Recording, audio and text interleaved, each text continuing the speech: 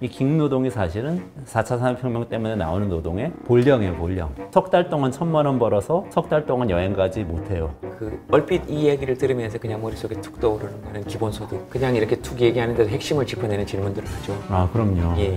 그게 아무래도 이제 외모가 되시니까 그런 사실 기괴모라고 할 수 있어요. 아, 예, 그렇군요. 부분 열심히 일하는. 랩 205. 랩 2050입니다. 약간 우주선 이름 같기도 하고. 2050년에 좀 더 나은 세상을 살기 위해서 네. 지금 어떤 정책을 펼쳐야 되나를 연구하는 곳입니다. 독특한 이력이라면 이력? 한겨레 신문의 기자로 네네네. 네, 있으시다가 미국에 가서 MBA하고 경영학을 한 거죠. 경영 전략. 그 다음에 삼성경제연구소 수석연구원. 그 다음에 현재가 대통령 직속. 작년 말까지 2년간 임기라서 저출산고령사위원회는 뭐 잘 모르시는 분들이 많으실 텐데 네. 대통령이 위원장이고 민간 전문가들이 반, 7개 부처 장관들이 반 이렇게 구성된 위원회입니다. 엄청 이게 크네요. 굉장히 중량감 있는 거기서 가장 경량급 위원으로 경량급 위원으로. 그러니까 저희가 미래를 볼 때 3가지의 중요한 변수가 있어요. 잠깐만 기다려주세요. 볼펜 좀 가지고 올게요. 여기 지금 볼펜이 있어야 될 것 같아요. 웃으면서 얘기할 수 있는 지금 분야가 아닌 것 같아서. 3가지 변수를 가지고 이제 생각을 할 수 있는데 첫 번째는 말씀하신 인구예요. 사람 숫자도 있지만 한 사회가 구성이 어떻게 돼 있냐. 고령자가 많을 수 있고 청년, 어린이가 적을 수 있고 또 이제 젊은 인구가 굉장히 많을 수도 있고 또 뭐 결혼을 하는 상대적으로 이제 안 하는 분들이 많아지는 그런 추세가 또 있죠.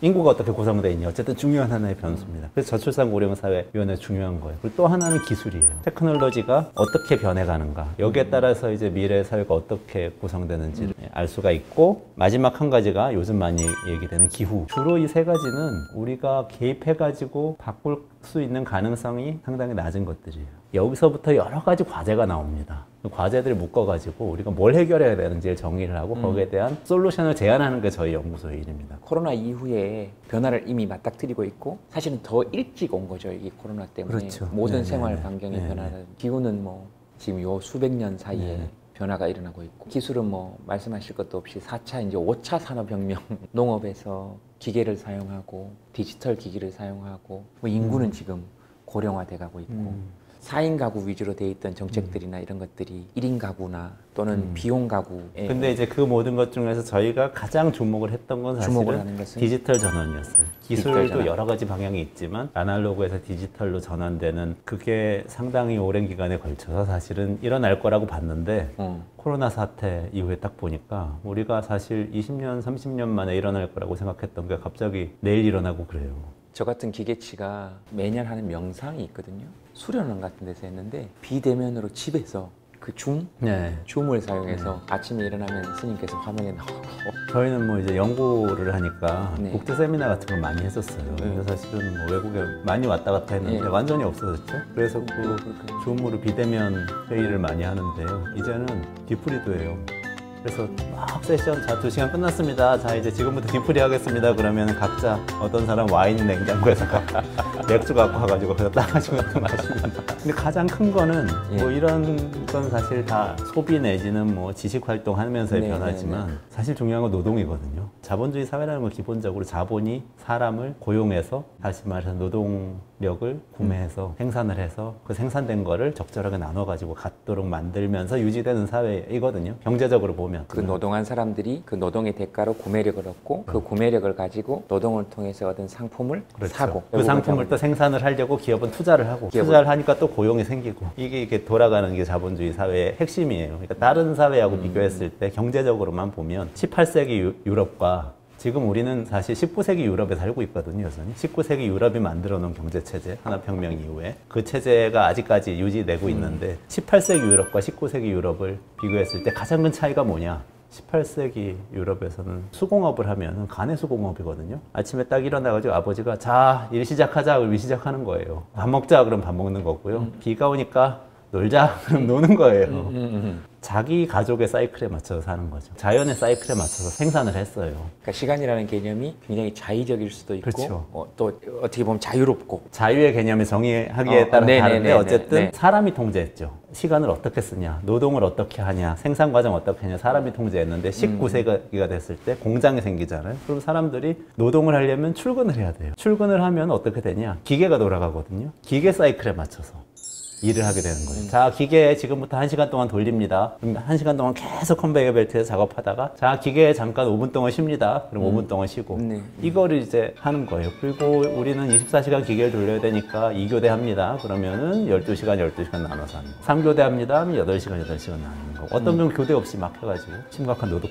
착취가 벌어지기도 하고. 어쨌든 이 모든 것들은 기계가 통제하는 거죠. 기계는 뭐냐? 그 자본이에요. 칼 막스가 자본론이라는 걸 쓴 것도 이 사람은 사실 노동자들의 권리 뭐 이런 데 관심이 많은 사람이잖아요. 칼 막스 자본을 이런 얘기는 저는 좀 조심해서 하겠습니다. 예. 어쨌든 자본이 사람을 고용해서 일하는 체제가 된 거예요. 그게 우리가 살고 있는 세계였단 말이죠. 이게 가장 중요해요. 디지털 전환하면서 이 체제가 바뀔 거냐? 이게 가장 중요한 질문이에요. 저희가 보기에는 디지털 전환이 일어나면은 공장이 큰 기계를 갖다 놓고 여기 사람들을 출근시켜가지고 일할 이유가 거의 없어져요. 자본 입장에서 볼 때. 별로 효율적이지 않아요. 그냥 자동화 다 시키면 되고 디자이너니 소프트웨어 개발자니 이런 사람들 출근 안 해도 되거든요. 자기 집에서 그냥 해서 일감만 보내면 되죠. 그러면 다시 말해서 어떻게 되냐면 고용을 할 필요가 없어요. 고용을 하는 이유는 사람들이 억지로 출근해가지고 기계 사이클에 맞춰서 일하도록 만들기 위해서 고용 계약이란 걸 디자인하고 너무 힘드니까 도망가고 뭐 저항하고 이러니까 이러지 않게 하려고 고용보험도 만들고 뭐 산재보험도 만들고 이런 거예요. 건강보험도 만들고 복지를 하는데 노동자 중심으로 하는 거죠.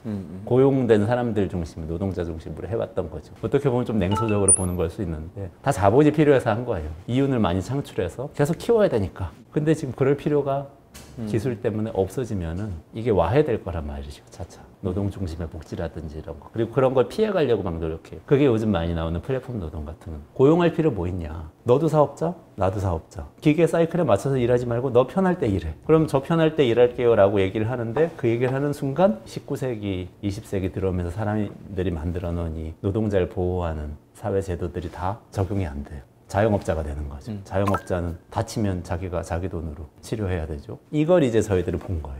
디지털 전환으로 인해서 일을 하고 고용되고 생산하는 모습이 달라진다. 그러면 어떤 일이 벌어지냐? 더 많이 생산이 되고 더 좋아지는 것 같은데 기술은 막 발전하는데 사람의 삶은 특히 노동자의 삶은 훨씬 안 좋아질 수도 있겠다. 이게 문제의 출발이었습니다.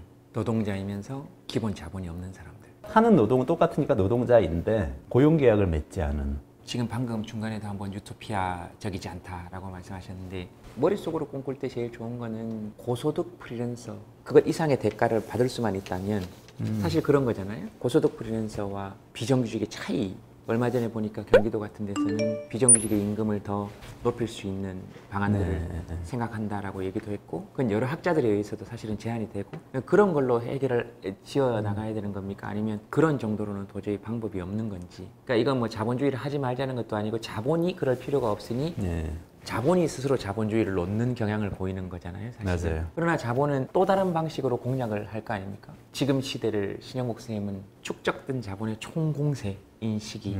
그렇게 되면 결국은 그거죠. 우리는 어떻게 살아야 되나. 모든 사회 구성원들이 힘을 합쳐야 되고 해결책을 봐야 된다고 봤을 때는 함께 이 문제를 고민하는 것이 옳은 것이잖아요. 그럼 어떻게 해야 되는 겁니까? 너무 근본적인 질문 일찍 드렸네요. 그러니까 네.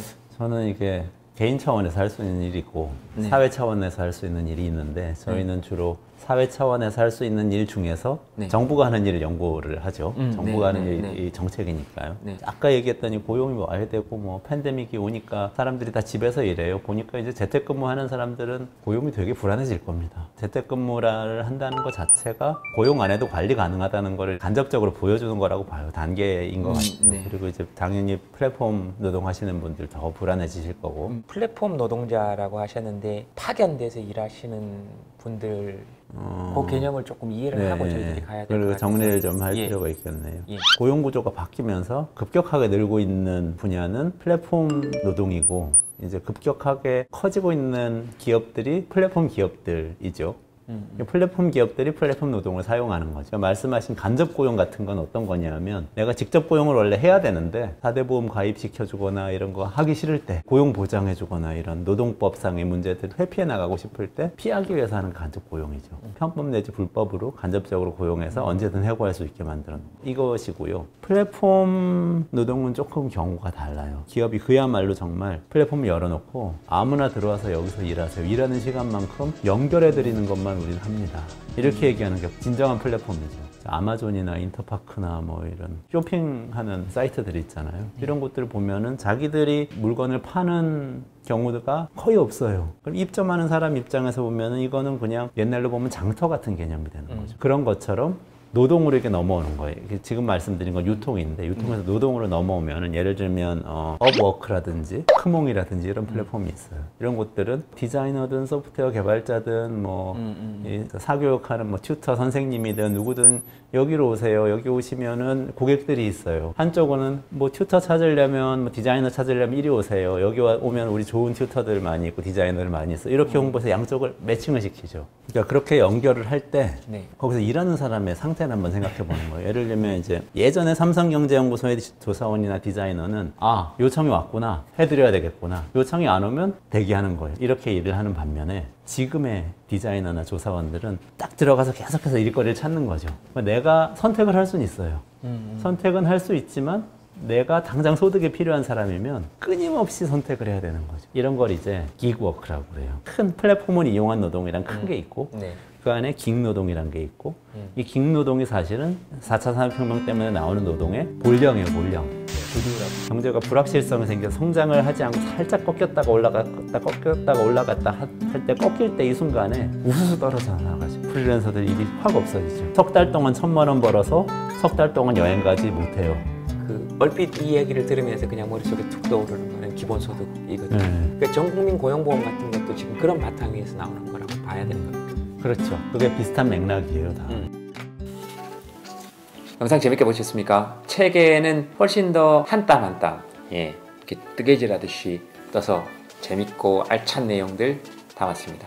킥킥거리면서 보실 수 있을 거예요. 근데 내용도 좋고 진짜요. 함께 읽어보시죠. 컨셉 아니고 진짜 뜨는 겁니다.